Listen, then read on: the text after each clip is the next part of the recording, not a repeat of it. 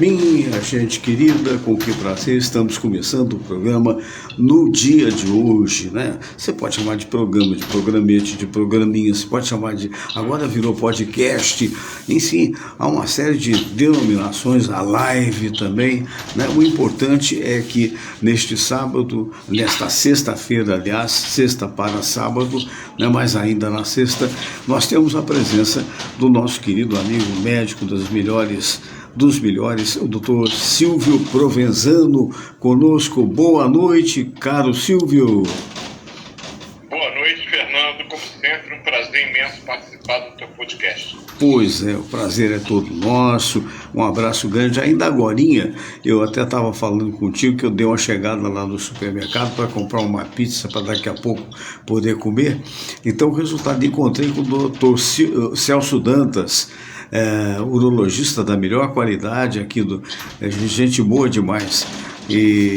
Então hoje eu estou duplamente feliz. Dois grandes médicos, né? Um assim por acaso, e o outro nosso querido Silvio Provenzano, que é muito mais do que um médico, é um fratelo, né? Muito bom. Então a primeira pergunta do dia de hoje é do Leonel Ferreira do Meyer. Ele escreveu para fsgrandenet@gmail.com, não é? E colocou /Silvio Provenzano. Ele diz assim, ele elogia, diz que gosta muito do programa e que ele está com 55 anos de idade e surgiu um zumbido no ouvido, mas é só no ouvido esquerdo e não há meio de parar. Qual é a providência que eu devo tomar, doutor Silvio? Leonel, né? Agradecendo os elogios, né?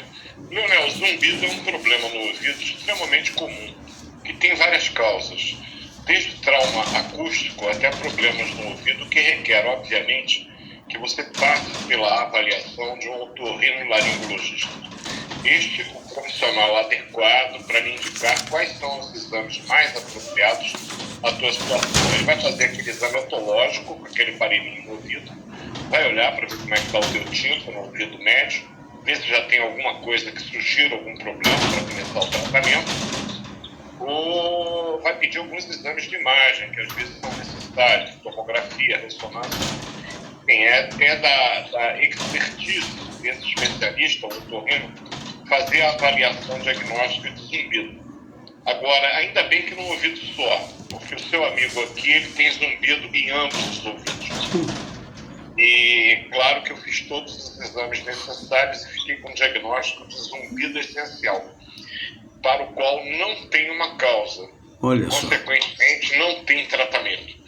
Então, o que eu faço, viu, Leonel, é me abster do pensamento em zumbido. Se eu começo a pensar em zumbido, só escuto zumbido, não consigo nem falar do programa certo. É verdade.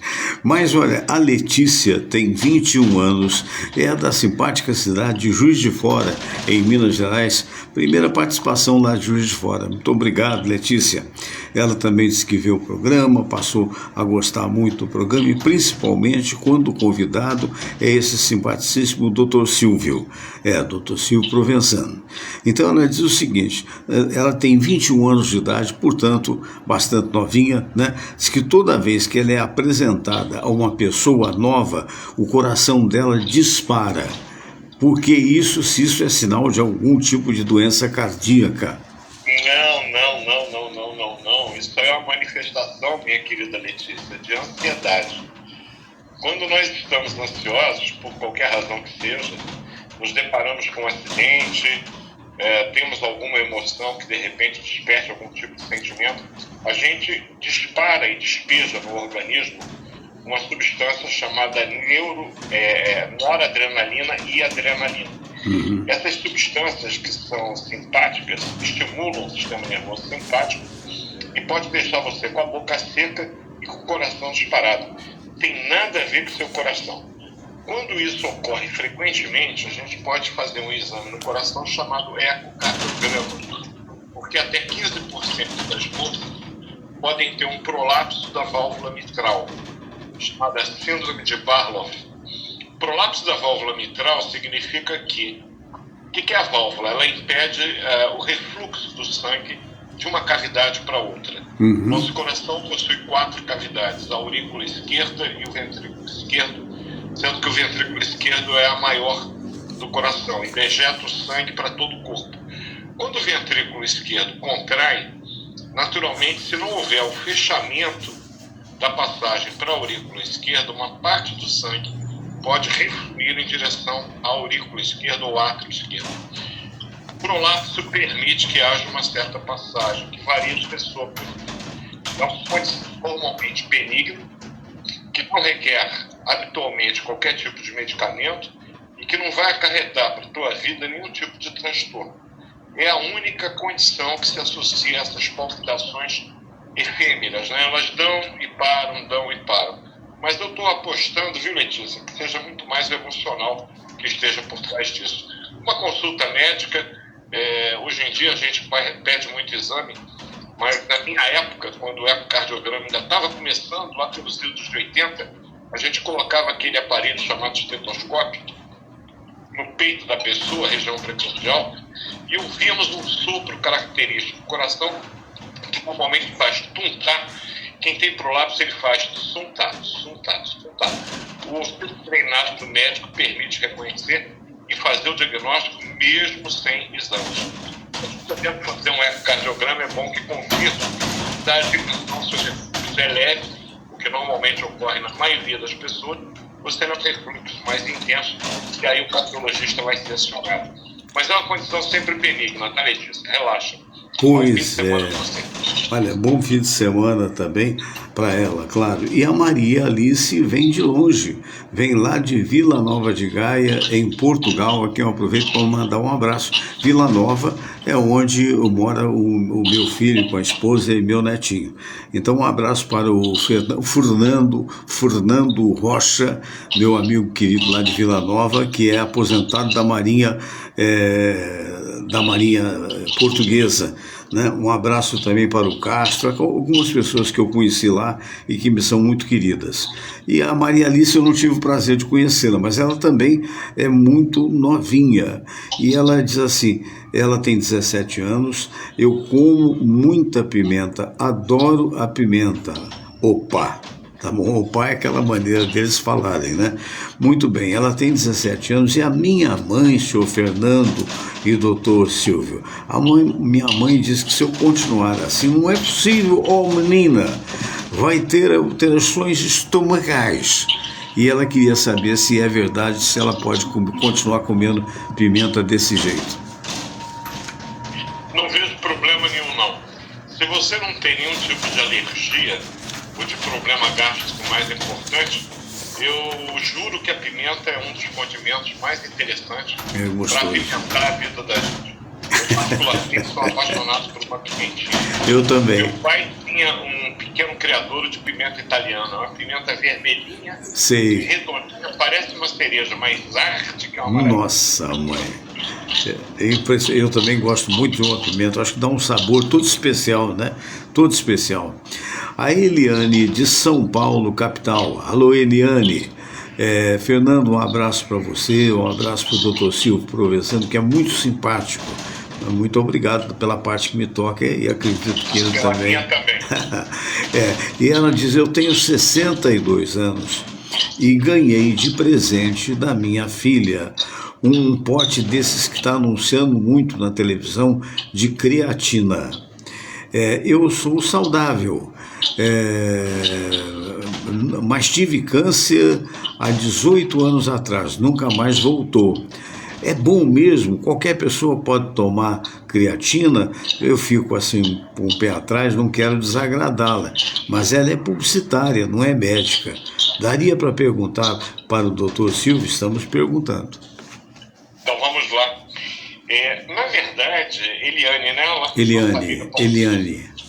A creatina é um suplemento, né? Uhum.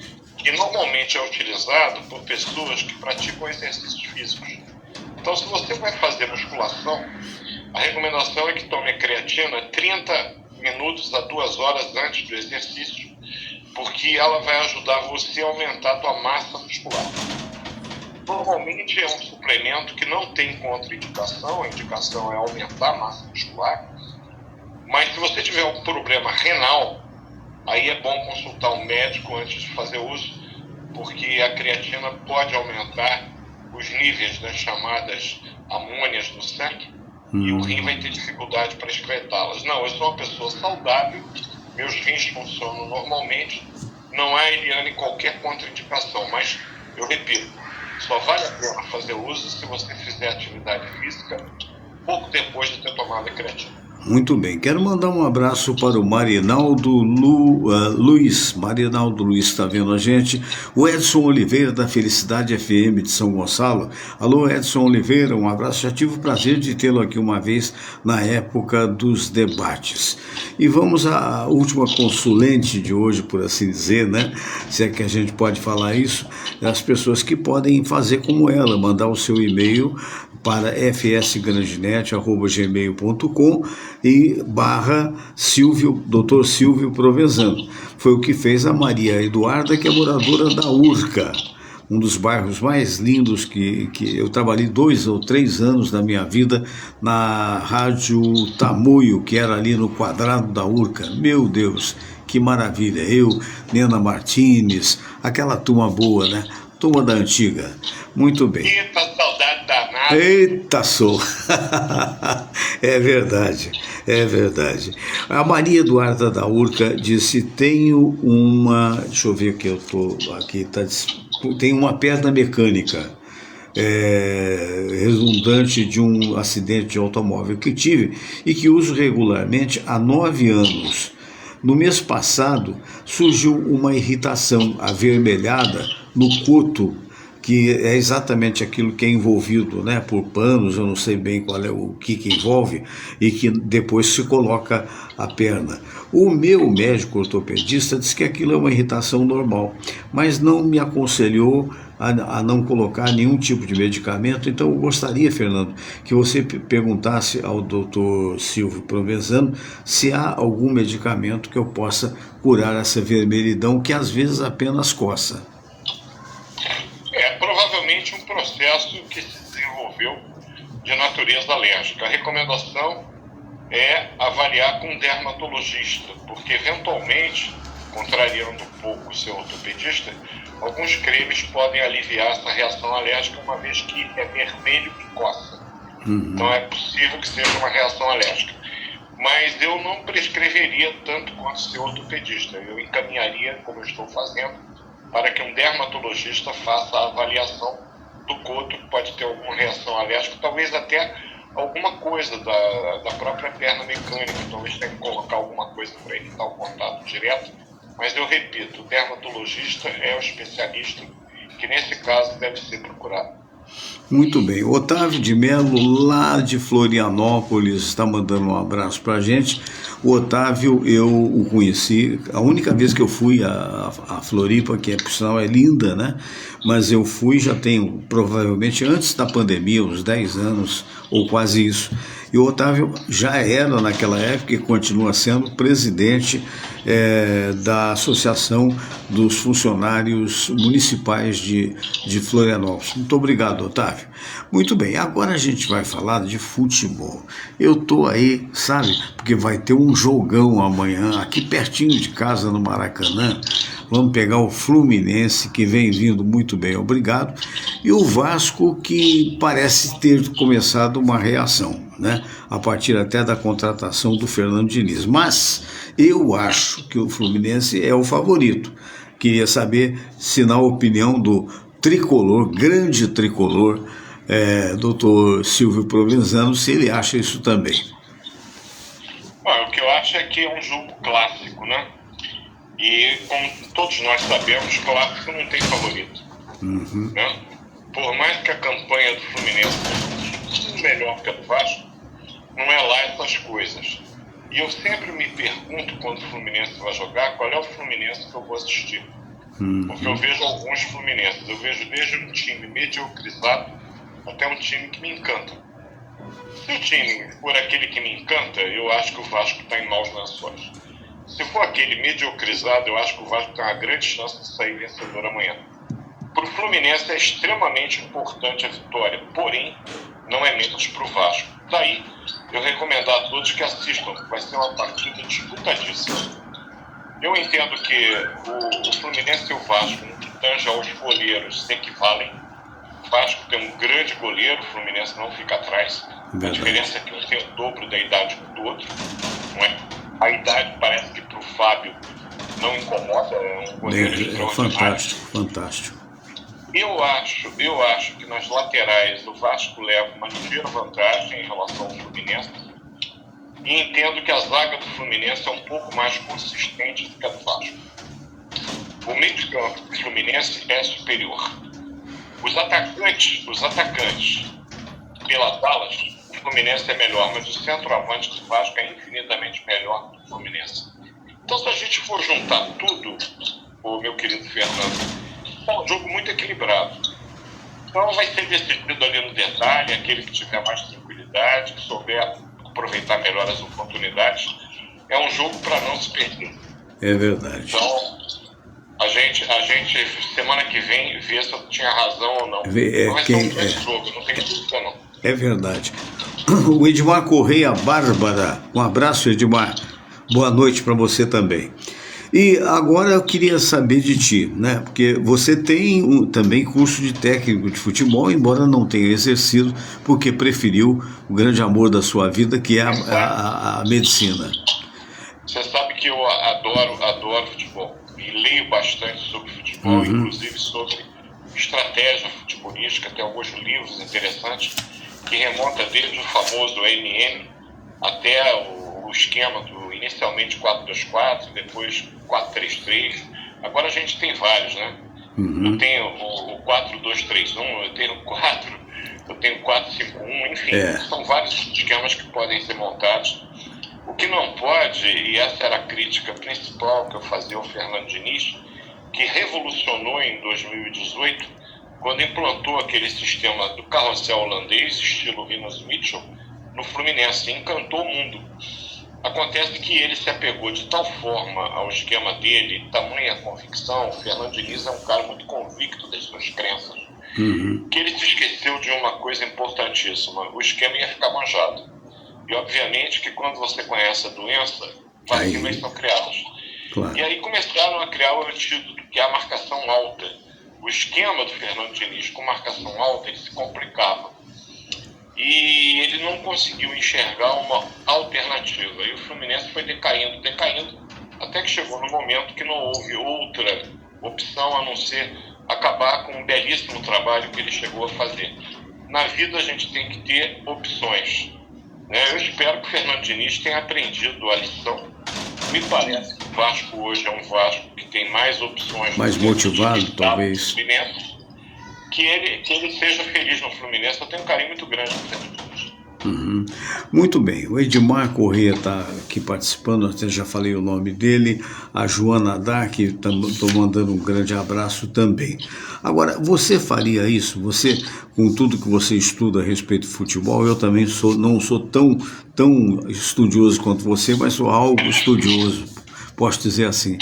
Então, o que acontece? Você faria o que o técnico do Botafogo fez? É verdade que tinha sido 4-0 aqui. Aí foi lá, perdeu de 1-0, classificou. Mas, na verdade, só tinha um titular. Os outros 10 foram reservas. Fernando, o Renato Gaúcho, ele fez pior que o técnico do Botafogo. Mesmo? Porque, por exemplo, o Fluminense jogou contra a União Espanhola, lá no Chile. Sim. Levou o time todo reserva. Fernando Diniz, treinador do Fluminense, sequer se dignou a acompanhar o time. Depois nós fomos jogar lá na Bolívia, em La Paz. 5.000 e tantos metros. E levamos todo o time reserva. Então, veja bem, a razão para isso é que precisava fazer o rodízio e poupar jogadores de uma temporada que é extenuante, sem dúvida alguma. Com isso, ele empurrou para a última rodada, que é um jogo que nós teremos no Maracanã no meio da semana que vem contra o Once Caldas, a decisão pela vaga. É verdade que jogando no Maracanã, o Fluminense ganha ares de favorito, mas futebol, como já dizia, não nem prancha, é uma caixinha de surpresas. É uma caixinha de surpresas. Então o Renato, vendo a tabela que nos favorecia, ele foi, digamos assim, decisivo no sentido de dizer, não vai nenhum titular. e não foi.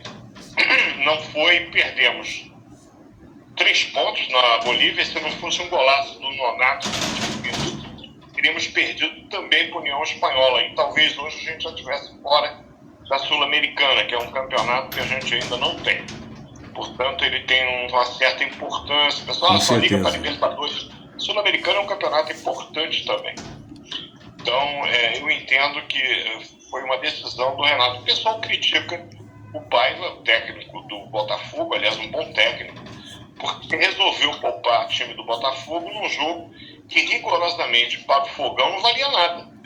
O Botafogo teria que perder por 4 gols de diferença para levar para os pênaltis. Nossa, ou perder de 5, uma vantagem muito grande. Convenhamos que o Sub-17 do Botafogo seria incapaz de encarar essa parada, né? E perdeu de 1-0, saiu no lucro. O time do Botafogo descansou, vai ter um jogo importante no final de semana. O Botafogo precisa se recuperar no Campeonato Brasileiro, e eu acho que o treinador do Botafogo ele priorizou nesse momento, uma vez que na Sul-Americana já estava tudo resolvido. Perfeito. O Fluminense não. O Fluminense, aliás, no Campeonato da Copa do Brasil. O Fluminense ele ganhou bem no meio de semana, jogando em Brasília, uma vez que o adversário, né, deixa eu ver, a Aparecidense, né, lá de Goiás, ele vendeu o mando de campo, porque ele tinha perdido de 1-0 aqui, acabou perdendo de 2-0 lá em Brasília. Uma partida assim assada. O Botafogo, eu te confesso, eu ontem me recusei a ver o jogo dos reservas do Botafogo contra aquele bravo time de Maracanã, Brasília. né? Esqueci o nome agora. Maracanã, não? Maracanã? Seria isso? Acho que perdeu de 1-0, mas já estava classificado, então não valia nada. É verdade. Agora, e aí? Arriscarias um palpite dos líderes, no jogo dos líderes, Palmeiras versus Flamengo, na casa do Palmeiras? Olha, é uma parada indigesta, tá? Na verdade, o líder é o Palmeiras, né? Do nosso seguidor aí, o Luiz Henrique. Verdade. Eu entendo que o Abel Ferreira, ele deu uma consistência ao time do Palmeiras que poucos times têm. Você vê que o time do Palmeiras ele faz um rodízio de jogadores, mas ele não perde aquela forma de jogar.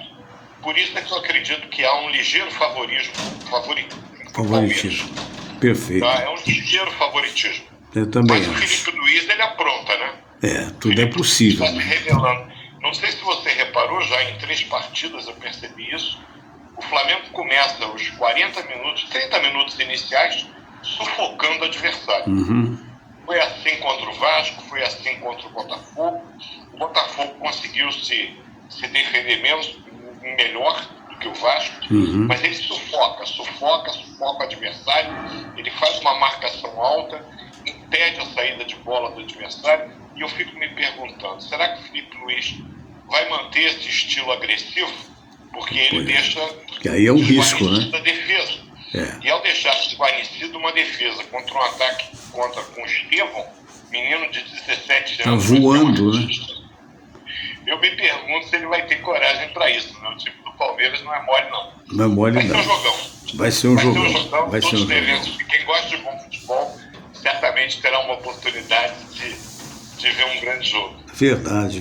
Doutor Silvio Provenzano, muito obrigado pela sua participação, um fim de semana maravilhoso, né? Quero mandar um abraço para Marlene Cavalcante. Alô, Marlene, ela entrou agora, mas você pode ver porque vai ficar no Facebook, tá bom? Então, muito obrigado, e as pessoas que quiserem acompanhar o seu site, como devem fazer?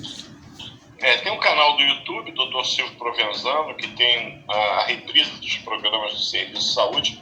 Nesse próximo domingo eu vou falar de um assunto importante que anda meio esquecido, que é dengue. Na verdade, já tivemos alguns casos, infelizmente, de morte por dengue em São Paulo, aqui no Rio de Janeiro, em Minas Gerais, no Mato Grosso do Sul. Então é importante que a gente fique atento a esse mosquitinho pilantra, que é o Aedes aegypti. A gente tem que saber como combatê-lo, né? Combater os focos de água parada, que é onde ele deposita os ovos. Ali na água eles vão virar larvas que se transformam em pulpas e viram mosquitinhos. que vivem em média 45 dias, mas nesses 45 dias fazem um estrago. Os bichinhos aprontam, eles fazem um estrago. Então a gente já tem hoje a vacina tetravalente, que é passível de ser dada de indivíduos de 5 até 60 anos. Sim. Nós dois, Fernando, estamos fora da vacinação. E pelo SUS, gratuitamente, me parece que são crianças de 10 a 15 anos. Ainda vou checar isso melhor no Ministério da Saúde para falar domingo. Estão convidados a assistir o Eliano Rodai. Nosso Eliano, um abraço para ele. De saúde. Vou estar lá e depois no meu site, canal do YouTube, Dr. Silvio Provenzano. Deixem seu like, eu agradeço bastante. Perfeito. Querido, tudo de bom. Até semana que vem. Até semana que vem. Não vou desejar para você, porque eu posso ter vários defeitos. Mas eu não sou hipócrita nem falso. Boa sorte no jogo de amanhã, não. Eu quero que o meu Fluminense ganhe. Abraço, Fernando. Coincidentemente, eu quero que o Vasco ganhe. Abração. Saúde.